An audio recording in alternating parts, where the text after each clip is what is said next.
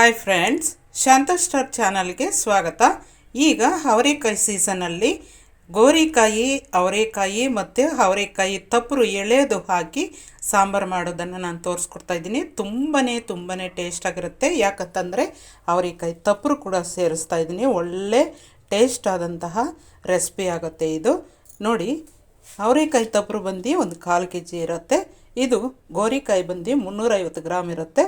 ಮತ್ತು ಅವರೆಕಾಳು ಬಂದು 1 kg ಅವರೆಕಾಯಿ ಕಾಳು ಇಷ್ಟು ತೆಗೆದುಕೊಂಡಿದ್ದೀನಿ. ಈಗ ಇದಕ್ಕೆ ಮಸಾಲೆ ಯಾವ ರೀತಿ ಮಾಡಬೇಕು ಅಂತ ನೋಡೋಣ ಬನ್ನಿ. ಒಂದು ಈರುಳ್ಳಿನ ನೋಡಿ ಈ ರೀತಿ ಕಟ್ ಮಾಡಿ ಇಟ್ಕೊಂಡಿದ್ದೀನಿ. ಇದನ್ನು ಈಗ ನಾವು ಸ್ಟವ್ನಲ್ಲಿ ಸುಟ್ಕೋಬೇಕಾಗುತ್ತೆ ಮಸಾಲೆಗೆ.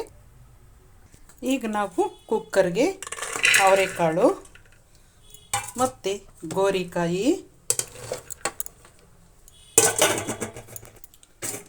ಅವರೆಕಾಯಿ ತಪ್ಪರು ಎಲ್ಲನೂ ಕೂಡ ಸೇರಿಸೋಣ. ಈಗ ನಾವು ಒಂದು ಮಿಕ್ಸಿ ಜಾರನ್ನು ತೆಗೆದುಕೊಂಡು ನೋಡಿ, ಖಾರದ ಪುಡಿ 2/4 ಸ್ಪೂನಷ್ಟು ಸೇರಿಸ್ತೀನಿ.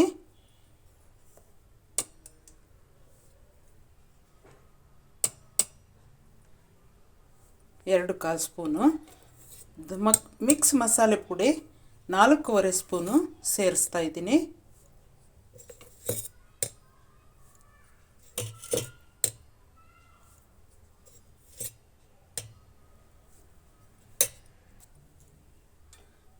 ಅರಿಶಿನ ಪುಡಿ ಸ್ವಲ್ಪ ಸೇರಿಸ್ತಾ ಇದ್ದೀನಿ, ಒಂದು 1/4 ಸ್ಪೂನಷ್ಟು. ಅದರ ಜೊತೆಗೆ ಒಂದು 4 ಟೊಮೆಟೊ ನೋಡಿ ಈ ರೀತಿ ಕಟ್ ಮಾಡಿಕೊಂಡು ಹಾಕ್ಕೊಳ್ತಾ ಇದ್ದೀನಿ. Medium size tomato. 1.5 ಗಡ್ಡೆ ಬೆಳ್ಳುಳ್ಳಿನ ಸೇರಿಸ್ತಾ ಇದ್ದೀನಿ. ಮತ್ತು ಅದರ ಜೊತೆಗೆ ಸ್ವಲ್ಪ ನೀರನ್ನು ಹಾಕಿ ನಾವು ನುಣ್ಣಗೆ ಪೇಸ್ಟ್ ಮಾಡ್ಕೋಬೇಕು. ಪೇಸ್ಟ್ ಮಾಡ್ಕೊಂಡಂಥ ಮಸಾಲೆಗೆ ಲಾಸ್ಟ್ನಲ್ಲಿ ಒಂದು ಈರುಳ್ಳಿ ದಪ್ಪದಾಗಿರುವಂಥ ಸುಟ್ಕೊಂಡಿರೋದನ್ನು ಸೇರಿಸಿ ಇದನ್ನು ಪೂರ್ತಿ ನುಣ್ಣಗೆ ರುಬ್ಕೊಂಡ್ಬಿಡೋಣ. ತುಂಬಾ ನುಣ್ಣಗೆ ನೈಸ್ ಆಗಿಬಿಡಬೇಕು ಮಸಾಲೆ. ನಿಮ್ಮ ಮನೆಯಲ್ಲಿರುವಂಥ ಮಸಾಲೆ ಪುಡಿನೇ, ಮಿಕ್ಸ್ ಮಸಾಲೆ ಪುಡಿನೇ ಉಪಯೋಗಿಸ್ಬೋದು ನೀವು. ನೋಡಿ, ನುಣ್ಣಗೆ ಪೇಸ್ಟ್ ಮಾಡ್ಕೊಂಡಿದ್ದೀನಿ ಮಸಾಲೆ ಎಲ್ಲ. ಈಗ ನಾನು ಹುಣಸೆಹಣ್ಣು ಒಂದು ನಿಂಬೆಹಣ್ಣು ಗಾತ್ರಕ್ಕಿಂತ ಒಂದು ಸ್ವಲ್ಪ ಕಡಿಮೆ ನೆನೆಸ್ಕೊಂಡಿದ್ದೀನಿ. ಅದನ್ನು ಇವಾಗ ಕಿವುಚಿಬಿಟ್ಟು ರಸ ಕೂಡ ತಗೊಬೇಕು. ರಸ ತೆಗಿಯೋಣ. ಮೊದಲು ನಿಂಬೆಹಣ್ಣು ಹುಣಸೆ ಹುಳಿ ಹಾಕೋಣ. ಹುಣಸೆ ರಸ ಹುಳಿ ಒಂದು ಸ್ವಲ್ಪ ಜಾಸ್ತಿ ಹಾಕಿದರೆ ಚೆನ್ನಾಗಿರುತ್ತೆ. ಯಾಕಂದರೆ ಹಸಿ ಕಾಳು ಆಗಿರೋದ್ರಿಂದ ಮತ್ತು ಗೋರಿಕಾಯಿ ಹಾಕಿರೋದ್ರಿಂದ ಸ್ವಲ್ಪ ಹುಳಿ ಚೆನ್ನಾಗಿರಬೇಕು. ಅದಕ್ಕೆ ನಿಂಬೆಹಣ್ಣು ಗಾತ್ರ ಹುಣಸೆ ಹುಳಿ ತೆಗೆದುಕೊಂಡಿರೋದು. ಈಗ ಮಿಕ್ಸ್ ಮಸಾಲೆನ ನಾವು ಮಿಕ್ಸ್ ಮಾಡಿದಂಥದ್ದು ಸೇರಿಸೋಣ. ಜಾರಿಗೆ ನೀರು ಹಾಕಿ ನೀಟಾಗಿ ಕ್ಲೀನಾಗಿ ತೊಳೆದು ಹಾಕೋಣ. ಈಗ ಎಲ್ಲ ಮಿಕ್ಸ್ ಮಾಡೋಣ.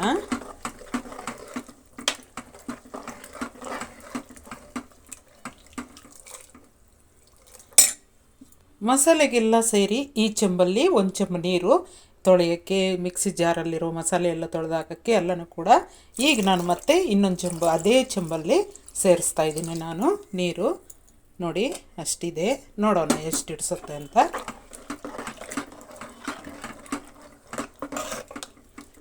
ನಾವು ನೋಡ್ಕೋಬೇಕಾಗತ್ತೆ. ತುಂಬ ಗಟ್ಟಿ ಬೇಕಂತಂದರೆ ಸಾಂಬಾರು ನೀವು ಒಂದು ಸ್ವಲ್ಪ ನೀರನ್ನು ಕಡಿಮೆ ಮಾಡ್ಬೋದು. ಇಲ್ಲ ಪರವಾಗಿಲ್ಲ, ತೆಳ್ಳಗಿರಲಿ ಸಾಂಬಾರು ಅನ್ನಂಗಿದ್ರೆ ನೀವು 2 ಚೆಂಬು ನೀರನ್ನು ಸೇರಿಸ್ಬೋದು.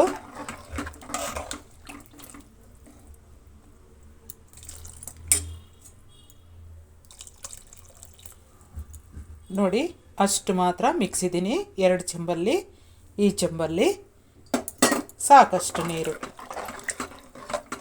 ಏಕೆಂದರೆ ತರಕಾರಿ ಕಾಳು ಎಲ್ಲ ಇದೆ, ಅದರಿಂದ ನಾವು ಸ್ವಲ್ಪ ನೀರು ಜಾಸ್ತಿನೇ ಹಾಕಬೇಕಾಗತ್ತೆ. ಈಗ ನಾವು ಉಪ್ಪನ್ನು ಸೇರಿಸೋಣ. ಕಲ್ಲುಪ್ಪು ಸೇರಿಸ್ತಾ ಇದ್ದೀನಿ ನಾನು, ಎಷ್ಟು ಬೇಕೋ ಅಷ್ಟು. ಈಗ ಲಿಡ್ಡನ್ನು ಕ್ಲೋಸ್ ಮಾಡೋಣ. ಲಿಡ್ಡನ್ನು ಕ್ಲೋಸ್ ಮಾಡಿ 3 ವಿಚಲನ್ನು ಕೂಸ್ಕೊಳ್ಳೋಣ. ಸ್ವಲ್ಪ ಹಾಫ್ ಸಿಮ್ಮಲ್ಲೇ ಇಟ್ಕೊಳ್ಳಿ, ಯಾಕಂದರೆ ಮಸಾಲೆ ಉಕ್ಕಿ ಬರ್ಬೋದು. ಹಾಫ್ ಸಿಮ್ಮಲ್ಲಿ ಇಟ್ಕೊಂಡ್ರೆ ಮಸಾಲೆ ಉಕ್ಕಿ ಬರೋದಿಲ್ಲ. ಸಾಂಬಾರು ಕೂಗೋ ಅಷ್ಟರಲ್ಲಿ ಕುಕ್ಕರು ನಾವು ಈ 2 ಈರುಳ್ಳಿನ ನಾವು ಹಚ್ಚಿಟ್ಕೊಳ್ಳೋಣ ಸಣ್ಣದಾಗಿ. ಇದೇನಕ್ಕೆ ಅಂತಂದರೆ ಪಲ್ಯಕ್ಕೆ. 3 ವಿಚಲ್ ಕೂಸಿದ್ದಾಯಿತು ಫ್ರೆಂಡ್ಸ್. ಒಂದು 7 ನಿಮಿಷ 8 ನಿಮಿಷದ ತನಕ ಹಾಗೆ ಬಿಡೋಣ. ನೋಡಿ, ಸಿಮ್ ಡೌನ್ ಮಾಡಿಕೊಂಡ್ರು ಕೂಡ ಸ್ವಲ್ಪ ಮಸಾಲೆ ಆಚೆಗೆ ಬಂದಿದೆ ಅಲ್ಗೂ. ಈಗ ನಾವು ಒಂದು ಮಿಕ್ಸಿ ಜಾರನ್ನು, ಚಿಕ್ಕದಾದಂಥ ಮಿಕ್ಸಿ ಜಾರನ್ನು ತೆಗೆದುಕೊಂಡು 3 ಒಣಮೆಣಸಿನ್ಕಾಯಿ, ಸ್ವಲ್ಪ ಉಪ್ಪು, ಇಷ್ಟನ್ನು ನಾವು ಪುಡಿ ಮಾಡ್ಕೊಳ್ಳೋಣ. ಪುಡಿ ಮಾಡ್ಕೊಂಡಂಥ ಮೆಣಸಿನ್ಕಾಯಿ ಉಪ್ಪು ಜೊತೆಗೆ ನಾವು ಕಡಲೆ ಬೀಜ ನೋಡಿ ಹುರಿದು ಈ ರೀತಿ ದಬ್ಬೆ ಮಾಡ್ಕೊಂಡಿರೋದನ್ನು ಸಿಪ್ಪೆ ತೆಗೆದು ಅದನ್ನು ಹಾಕ್ತಾಯಿದ್ದೀನಿ. ಮತ್ತು 6 ಬೆಳ್ಳುಳ್ಳಿ ಇನ್ಕನ್ನು ಸೇರಿಸ್ತಾ ಇದ್ದೀನಿ. ಉಪ್ಪು ಏನಕ್ಕೆ ಸೇರಿಸ್ತೀವಿ ಅಂತಂದರೆ ಕಡಲೆ ಬೀಜ ಸಪ್ಪೆ ಇರ್ಬೋದು ಅಂತ, ನಾವು ಪಲ್ಯ ಟೇಸ್ಟ್ ಆಗಿರಲಿ ಅಂತ ಅಂದ್ಬಿಟ್ಟು ಸ್ವಲ್ಪ ಉಪ್ಪನ್ನು ಸೇರಿಸ್ತೀವಿ. ಶೇಂಗಾನ ನಾವು ಈ ರೀತಿ ಪುಡಿ ಪುಡಿಯಾಗಿ ಮಾಡ್ಕೋಬೇಕು, ತುಂಬಾ ನೈಸ್ ಆಗಿರಬಾರ್ದು ಪುಡಿ. ಈಗ ಸಾಂಬಾರನ್ನು ನಾವು ಇದರೊಳಕ್ಕೆ ಬಗ್ಗಿಸ್ಕೊಂಬಿಡೋಣ. ಪಲ್ಯ ಒಂದು ಕಡೆ, ಸಾಂಬಾರು ಒಂದು ಕಡೆ ಹಾಕಬೇಕು. ಈಗ ನಾವು ಪಲ್ಯಕ್ಕೆ ಒಗ್ಗರಣೆ ಕೊಡೋಣ. ನೋಡಿ, ಆಯಿಲನ್ನು ಈ ಸ್ಪೂನಲ್ಲಿ ಒಂದು 3 ಸ್ಪೂನಷ್ಟು ಸೇರಿಸ್ತಾ ಇದ್ದೀನಿ. ಈರುಳ್ಳಿ ಕಟ್ ಮಾಡಿರೋದ್ರಲ್ಲಿ ಒಂದಿಷ್ಟು ಸಾಂಬಾರಿಗೆ ಒಗ್ಗರಣೆಗೆ ತೆಗೆದು ಮಿಕ್ಕಿದ್ದನ್ನೆಲ್ಲ ಸೇರಿಸ್ತೀನಿ. ಸ್ವಲ್ಪ ಸಾಸಿವೆನ ಸೇರಿಸ್ತಾ ಇದ್ದೀನಿ. ತೆಗೆದಿಟ್ಟಿರುವಂತಹ ಈರುಳ್ಳಿನ ಸೇರಿಸೋಣ.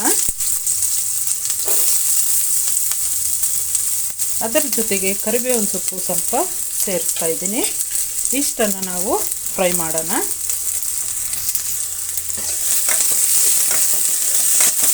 ಈರುಳ್ಳಿ ಚೆನ್ನಾಗಿ ಬಾಡಿಸ್ಬೇಕು. ಒಂದು ಕಡೆ ಮುದ್ದೆ ಮಾಡ್ತಾಯಿದ್ದೀನಿ.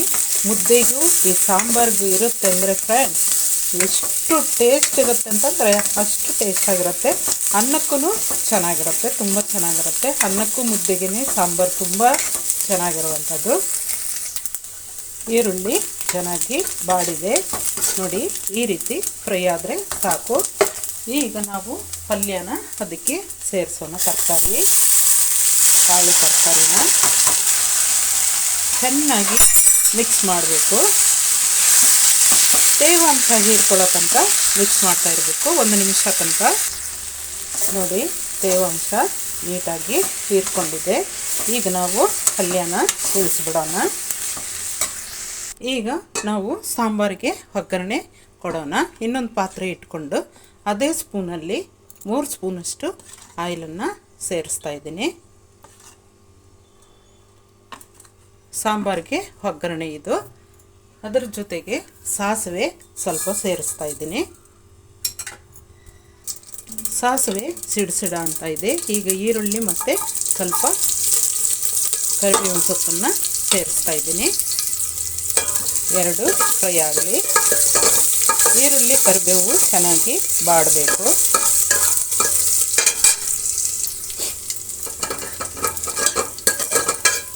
ನೋಡಿ, ಈರುಳ್ಳಿ ಎಲ್ಲ ಚೆನ್ನಾಗಿ ಬಾಡಿದೆ. ಈಗ ನಾವು ಸಾಂಬಾರನ್ನು ಸೇರಿಸೋಣ.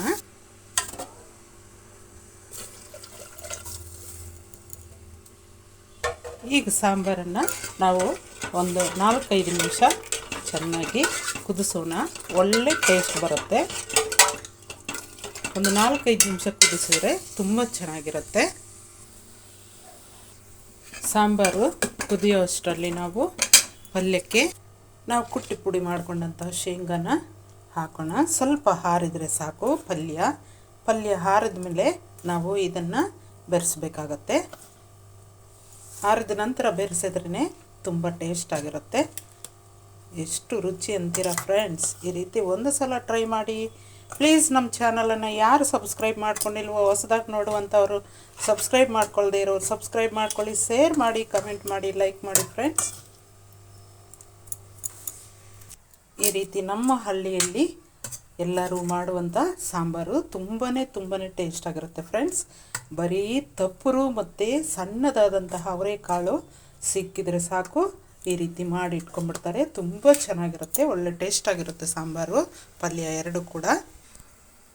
ಕುದಿಸಿದ್ದು ಆಯಿತು. ಒಂದು 4 ನಿಮಿಷ ಕುದಿಸಿದ್ದೀನಿ. ತುಂಬ ಟೇಸ್ಟ್ ಆಗಿರುತ್ತೆ. ಸ್ಟವನ್ನು ಆಫ್ ಮಾಡ್ತಾಯಿದ್ದೀನಿ. ನೋಡಿ ಫ್ರೆಂಡ್ಸ್, ಒಳ್ಳೆಯ ಸಾಂಬಾರು ಮತ್ತು ಒಳ್ಳೆಯ ಪಲ್ಯ ಎಲ್ಲ ರೆಡಿ ಆಯಿತು. ಈಗ ಮುದ್ದೆಗೆ ಹಾಕ್ಕೊಂಡು ತಿಂತಾ ಇದ್ದರೆ ಇನ್ನೂ ತಿನ್ನಬೇಕು, ಮತ್ತಷ್ಟು ತಿನ್ನಬೇಕು ಅನಿಸುತ್ತೆ ಫ್ರೆಂಡ್ಸ್. ಹೊಟ್ಟೆ ಹಿಡಿಸಲ್ಲ ಅಷ್ಟೇ. ಪಲ್ಯನೂ ಈ ಸಾಂಬಾರಿಗೂ ಒಳ್ಳೆ ಟೇಸ್ಟ್ ಅಂತಂದರೆ ಅಷ್ಟು ಟೇಸ್ಟ್ ಮುದ್ದೆಗೆ. ಬನ್ನಿ ಎಲ್ಲರೂ ತಿನ್ನೋಣ. Thank you.